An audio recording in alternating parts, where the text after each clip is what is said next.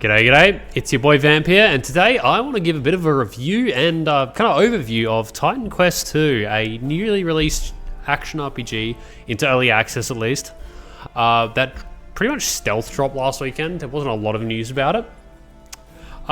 So I'll just kind of flop over to the game now, and I'll just kind of talk through some things while I'm at it. So you can see here I've played 4 hours on this character and 2 hours on this character. This is a multiplayer character. I can't play it in this version. The multiplayer is very experimental right now.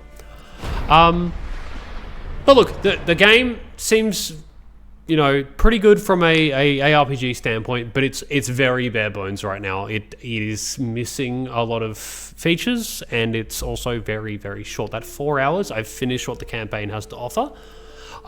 Which is obviously not ideal for a first release, but they have stated it's very early access and there's a lot to come. They even have, oh yeah, it actually says I'm done. They even have a roadmap that they've already posted, just saying that major updates planned every 3 months, expect balancing, bug fixing, minor updates over 1.5, hot fixes released as needed. And that's fine and all. Like, this is very early access. I think they may have made a mistake releasing it this early, just because I pick it up, I play it, I'm done. I'm probably barely going to touch it until the next update, and I don't know, maybe I could try to give some feedback on it, but we will see. In any case, I can kind of just show a bit of the game. Now, the performance I've noticed has not been great. I have been streaming a lot of it, and maybe that's affecting it, which you should come check out on Twitch TV/FamStrike, where I will be streaming all your ARPG and looter shooter needs. Upcoming is Last Epoch, so we'll do that. But look, the game has a pretty good overall like aesthetic to it, pretty good feel. Nothing seems particularly amazing or awful about it in either regard. The world building seems pretty good. The story so far, very basic because it's very short, but it's going quite well. So far the gear has seemed pretty interesting. Nothing like super standout, but some of the special weapons here have had cool stuff on it, like this one here. When you have full overwhelm, generating more, spends it on an explosion, dealing light damage in a 3-meter area around you. Just a cool little thing for the overwhelm mechanic, which I won't go into too much. But basically, it's an action RPG. You have various sets of skills that will do different things, and this is all based on your mastery, which you get to pick your first mastery quite early, and then you get the ability to pick a second one. And you just basically get this divinity resource that lets you unlock more of the tree, and you get active and passive points to put into your skills. As you level up your skills, you then get to put in these extra modifiers. I've got a bunch of stuff about spending a shitload of mana or energy and doing a bunch of damage for doing so on this skill specifically. There's some really cool skill interactions, which I will go into maybe a bit later. But that's kind of how the basic system works. With the passives, when you get a certain amount of points in it, you unlock feats, which are just bigger bonuses. So that's all pretty cool, and there's like a whole bunch of various ones. There are currently only 4 masteries, which are Earth, Storm, Warfare, and Rogue, which is quite limiting. The ability to pick 2 is obviously quite cool. There's some synergies between them. However, I have noticed the build synergies across them is sort of limited. I've picked a kind of good one, focused on energy and this overload mechanic that is fire and lightning based. Which you can see I barely put any points into here. Hang on, I'll just get rid of my face real quick. I'll get rid of the background. You can see I got 8 points in this or 1 in this. That's all I've got in this tree. Compared to Earth, I've got lots. Now, the game works as any ARPG, as you'd expect. I'll just go out and find some stuff to kill while I ramble. Basically, you start out, you're just hitting stuff with a sword. You unlock your first mastery pretty quickly and get the ability to get some skills. And your different skills will do different stuff. I'm quite liking the setup I've gone with. I have a lot of automated stuff from the Earth tree. Skills overall do feel pretty good. I think some of the classes have issues where they don't have a reason to use some of the skills. Like, they just two skills side by side. One's just better, where Earth at least has some kind of better persistent effects that I've seen. In this case, spending mana makes this fireball above my head start auto-firing, and the circle around me grows bigger. So just neat little thing. But before I dig too much into the skills, I want to talk about the attributes, which is you have basically 4 main attributes, which are these ones it says here: agility, knowledge, might, and vigor. And each one, when you put points into it, will put points into its respective secondary stats. Now, the main stats are pretty much just used for equipping different armor, other than health, which counts, vigor, which gives health. And this also gives all secondary stats. So basically, if you need to equip certain types of armor or weapons, you will need to have these ones here. The secondaries will also affect certain weapons. However, the secondary ones are the ones that give you damage. Now, they are very nice, and they list all your stats everywhere and how much you have from different sources. In the case of offensive, you can see we've got the physical boosted by fitness, the thermic boosted by resolve, and the natural boosted by cunning.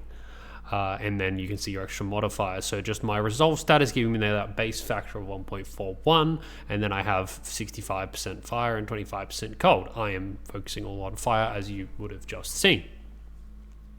This system seems alright, nothing particularly special or bad about it. It's very similar to if you've played the original Titan Quest or Grim Dawn. However, they basically had 3 stats that directly affected the damage, like the equivalent of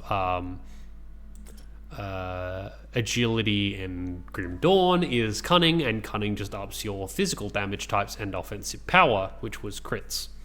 In this case, it's not done like that. I reference Grim Dawn a lot because Grim Dawn and the original Titan Quest were very similar. This system is perfectly fine. I don't think there's too much interesting. It's basically you will focus the stuff around the damage type that you want or go into vigor. I say damage type, also your armor that you want. So I'm mainly going might and knowledge to get resolve, and using some magic and or magic heavy armor because there are some plated robes. So that's what this is for. In terms of the skills, they overall do seem pretty good. I can see use cases for most of them.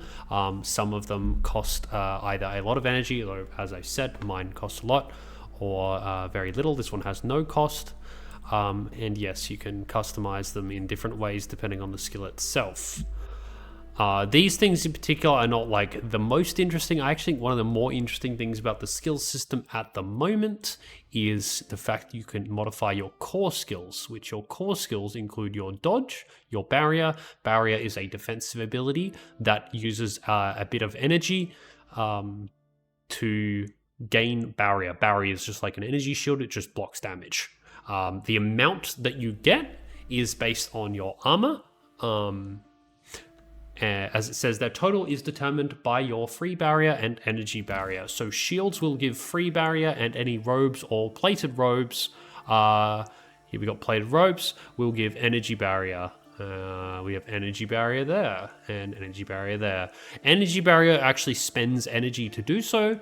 Free barrier, which is mostly just granted by shields, will not spend any energy when you press that button, and that's just a cooldown skill you can use whenever. And you can see I have a shitload of barrier. You can see the total value that you'll get there, and then it decays. You can see that the cooldown is quite nice compared to that, and everyone has access to that once you get your first mastery. The cool thing is you can also level it up. So I have made so barrier conversion rate is better. That means I spend less energy for the same amount of barrier, and the cooldown is shorter. That is good.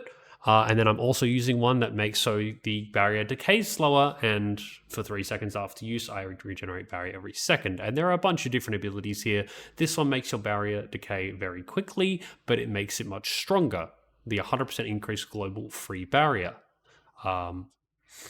which is very nice. Lowers the cooldown, but makes it really short, snappy, blocks a lot of damage, goes away. You can get things like healing and other effects. There's a whole lot you can do with this. You can also change your dodge. Most of these up the cooldown of the dodge. There is the light armors, actually reduce light and medium armor that are not robes or heavy. Lower the cooldown of your dodge. So I'm seeing it at 4.5. But you can get the dodge speed and intangibility duration. So that's your, like, can't get hit by stuff duration. And I've got dodge distance here. Other than that, you can get cooldown charges or change it to a teleport, make it do an explosion. These ones are based on your masteries, and that's really cool. And then, yeah, there's some like, movement speed buff for a bit afterwards and other things like that. Pretty cool that you can like customize your dodge. I think that's a really cool idea. And the last two is for your 2 weapon sets. You can actually change your attacks, which you can add extra projectiles, fire additional chance in a cone. Oh, add additional projectiles, pierce. I didn't fucking read that, did I? Add extra ailment chance, more damage against channeling or incapacitated, like a whole bunch of stuff. And then again, like the dodge, there are modifiers that are specifically based on your classes. So fire explosion here, lightning strike, they're based on my storm. Heavy impact and onslaught also might be from this, where this would be from earth and this would be from storm. That would kind of make sense. Frost explosion will also be from storm. So just really cool effects that you can add to this. I plan on using rage later because storm has access to spell rage, making your spells better instead of just attacks for rage. And yeah, I think this is a really cool system. Now, I will cut to the chase here. Do I think that the game is worth it right now? No, it's an early access game. It is very early development. If you're wanting to play it, it's so that you can see what the game currently has and provide feedback, or just try it out to see if you're going to want to play it down the line and get an early taste. There is not enough content in here to play it for long. I will play some more, but I don't think, I'm going to get more than maybe 10 hours out of it. Hell, half of my time has just been to get content. I think it has the potential to be a good game. I have enjoyed the little bit I have played so far, and I'm interested to see the further builds and other stuff that they're adding. However, yeah, it's up to you if you want to get it, but I will say that it's not really at a point to get it. And one of my friends I was talking to even was like, yeah, I'm kind of glad I didn't buy it. I'm like, yep, that's fair. I can't really argue that point. Now that that's over, I want to talk about the cool little build I came up with. Yeah, the build. So as I said, I'm focusing on energy and overload is what it's called. Basically, my character is mainly using rolling magma as the centerpiece for this build. Rolling magma has this overload where it deals more damage and refunds half of the energy spent, but you gain overload per energy spent. And you can see the description of overload up here. Basically, overload gives me stacks of a burn, does fire and lightning damage as percent of my health per second, so it does 1% of my health per second per stack of overload, which I gain 1 per 30 energy spent. This uses 240 energy right now, thanks to Grandeur, where explosion deals 27.1% of energy spent as additional fire damage, but 20% of current energy is added as energy cost, so I'm getting lots of max energy to make this spend more. Now, that overload sounds really dangerous, but you do cleanse stacks of overload for every 15 energy spent on non-fire and non-lightning skills, which, ironically, this slam skill I'm using is not fire. It's a physical skill at base. I have just added fire to it, and that does not give it the fire tag. Now, those two, basically, you can see when I press this, I gain 8 stacks of overload here, and then I press that one, and it removes them. And if I don't remove them, like say I cast this a couple of times back to back, you can see my health here is absolutely tanking. So I need to make sure that after I use my rolling magma, I immediately stomp the ground, and that goes away. I can even use barrier, and it removes the stacks there. Obviously quite nice. Now, After that, I will go to the basic one first. Earth Enchantment just gives fire and physical damage. It has some modifiers, one to make it reserve less energy and one to give it a bunch of armor. So that's purely defensive, that bit. Energy reserved is this bit you can see on my mana energy globe here. It's just that there. That's fine. Now the other skills I am using, I have Flame Volley. Flame Volley itself is a thing where you hold it down and channel and it fires a lot of spells. I will show you what it looks like at base. It's a bit fast at the moment. This is its standard form. Whenever you cast other spells or spend mana, you will see it's gaining stacks of Amplify is what it's called. And every stack of Amplify ups its cast speed. You can see it shoots very fast now. So that's really cool. And then I am using a effect on it, which is called Orbit. It makes me lose 1 Amplify every second, but it will auto-fire once every second at base at nearby enemies. So now when I have Amplify, I can just... Nope, I can't go that way. So you can see here, when I spend some mana, the fireball starts to shoot at them. Simple as that. And yeah, you'll also notice that my aura gets larger as well. And that is also intentional. Yeah, the fire does not do a lot of damage, but it helps for a multitude of reasons, which I will get to shortly. Okay, so that's really good. Fires more, has more cast speed per amplifier. Very good.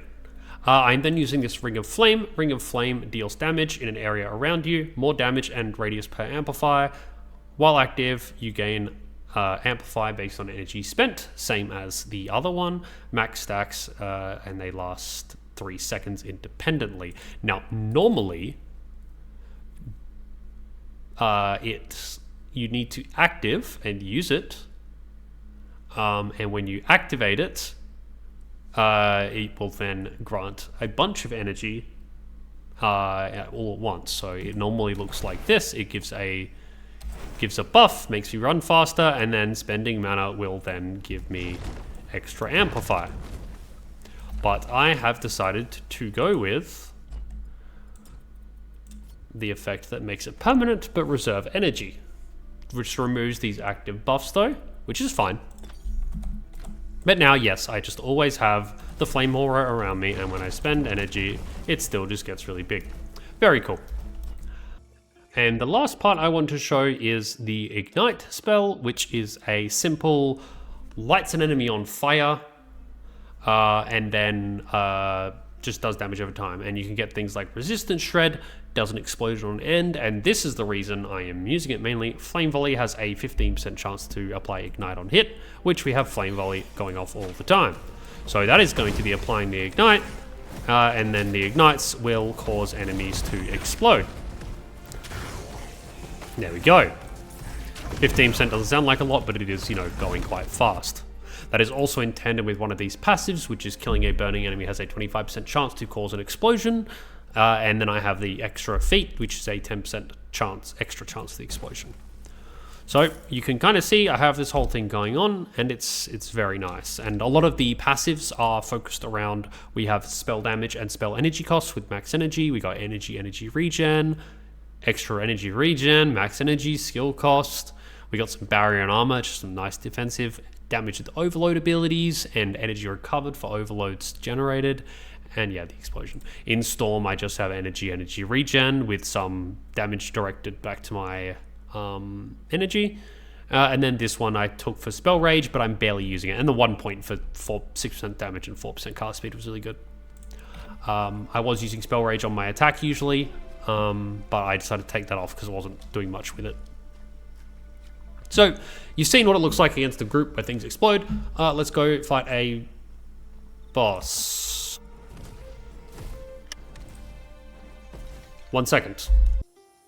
And we're back. Now this is one cool feature is once you kill a boss, you can then, major boss at least, you can go back and activate to re-summon the boss. This is the first time I've done it. Let me just move my portal out of the way. And that's really cool. Basically I'll go up here. This was the boss up here, and you'll be able to see the build in action. Basically I alternate using my 2 different slams. Well, Fireball and Slam. Point of fact, this game has interrupt mechanics, which is cool. My ground slam has an interrupt where it will stun any enemy who's currently casting, which is displayed as a target above their head.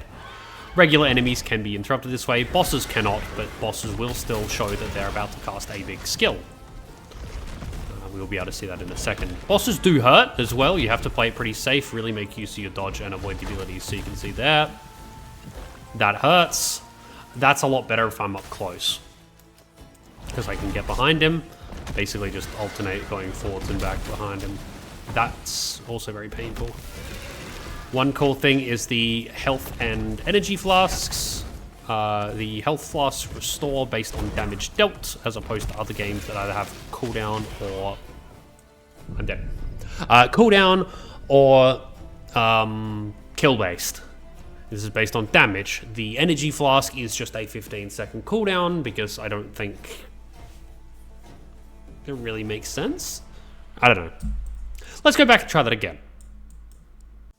Okay. Take two. Actually gotta turn on my skills. Oh, I leveled up. Let's not get fucking minced by these king crabs. Go away. See, there's the interrupt I was talking about. Okay, gotta keep my health topped off. I didn't use my barrier skill. So yeah, you can see that the bosses aren't necessarily super easy. I mean, I haven't optimized the build at all. I've just got the synergies working. That's kind of the main thing I've done. God, that water fucking sucks.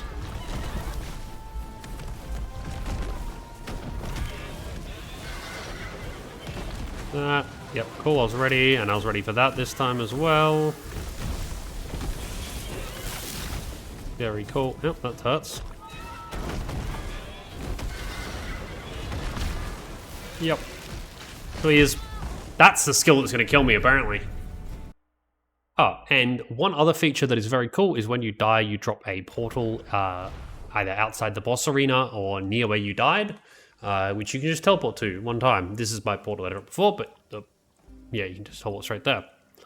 Actually, seeing as I leveled up, I may as well put some extra points in. So I can't quite put get the next stuff on Storm, but it will allow me to get this really good defensive that I wanted here, which is every overload you cleanse, you gain 135 barrier. That is a lot, considering I generate 8 stacks of overload instantly and then cleanse them all instantly. So I'm going to immediately cut my barrier out. So I should just be way tankier now. I guess we'll see if I just die to this fucking boss again. Cool. Now let's double check that. Cleanse. Boom. Massive barrier. Decays though. Yep, that's cool. Alright, let's turn on these. Boom. Boom. All my explodies. Cool. Very good. Barrier should save my ass a bit from the self-damage of the overloads between casts as well. Now the bosses, yeah, as I said, quite good. I know what ability I have to look out for now.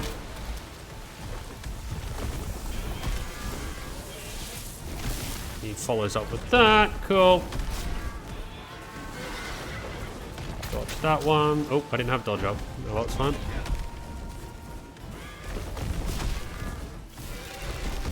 This one. That one was the one that was killing me. Now, I do have a thing as well. When I am out of energy, I can just use my... Let me dodge this. My little fireball rain thing. Just because it would build up a lot of charges. It doesn't spend them quick enough for it to be a problem, usually. And yeah, looks like I'm a lot tankier now that I have the barrier generation. There's a boss fight. Ooh. Ooh. Is that a staff that's really good for me? Same base damage, doesn't have the increased cast speed and stuff, but fire damage, energy, ailment charge, statement power, cast speed, and damage to channel spells. What does the DPS say on this? 294. Hang on, is that right? Yep, no, I actually have the same DPS. Ailment stuff's going to be good. Energy's going to be nice. What is that? 889. 924. Okay, no, it's not good enough. That's a shame. I just really like mine. Spell damage, area ability damage, attack cast, that implicit, like the 9% attack cast and cooldown speed. So good. Very cool though. Yeah, and then I can shoot some of the boss if I want to. Anyway, I will go back to this village because I'll show you one last mechanic, which I think is a very neat feature, before we wrap it up entirely. So just walking up here to this shrine, this is where you can refund your stats, your attributes, or you can change the difficulty of enemies, and this allows you to activate to either lower or increase the enemy level based on your level. So either at your level, well, not based on your level. You can just choose to scale up all enemies or not. And then you have one here that sets the enemy's minimum level to your level. So this is the one based on your level. You can even choose to reset it. So that means all the lower level zones get brought up to you. And there's a nice little button just to respawn enemies to prevent you having to like relog or anything like that, which is cool. And then obviously you saw the boss respawn. I think that sort of feature is really good. Let me just put some points in. Put the passives in, obviously. Let's bump some more stuff into Ring of Flame. I was using Weakening Heat to lower resistance there. I can get some extra damage. I actually like the idea of Extra Max Amplify to make it bigger. The damage per overload sounds good and all, but I don't really want to keep my stacks of overloads, so so I'll make it take 16 energy to generate Amplify instead. That's pretty fine. Cool. So now when I activate it, I should be able to 22 stacks. Okay. My 1-2 combo does 22 instead of 20. Yep. Anyway, I'm gonna call it there. Look, the game seems like it's going to be good. It needs some work, and I'm looking forward to updates in the future. So yes, let's hope and pray that developers give it the love it deserves, because I know that based on the previous games, I say games plural because mainly Titan Quest, but has some of the mechanics from Grim Dawn still there, is there's going to be monster infrequent drops, which are really interesting item drops that like modify skills in weird ways. As far as I can tell, they are going to be in the game, and that'll be really, really fun. But yes, the game is just a little too bare bones at the moment, and I look forward to seeing what it brings in the future. Chuck me a like, a sub, or if you didn't like the video, let me know why. I'm keen to just start pumping out more content about a whole bunch of things. As I said at the start, ARPGs and looter shooters are my jam. Sometimes you got things like Souls likes. I mainly play multiplayer ones though, so if you want multiplayer grindy goodness, yeah, chuck a follow, chuck a sub, check me out on Twitch. Thank you so much. See you next time.